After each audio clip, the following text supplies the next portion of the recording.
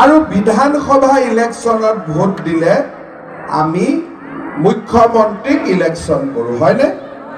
এতিয়া লোকসভাত ভোট হ'ব ডিফু হাফলং মিলি এটা সিট, কিন্তু বিধানসভাত বোকাজান বেলেগ, হাওড়াঘাট বেলেগ, ডিফু বেলেগ, কৈঠালাংচু বেলেগ বেলেগ বেলেগ।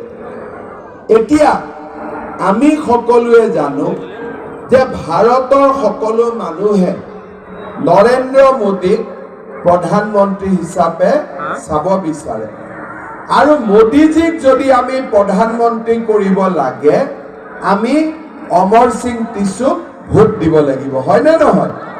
আৰু অমৰ সিং টিছুক আমি ক'ত ভোট দিম? পদুম ফুলৰ ছবি, হয়নে?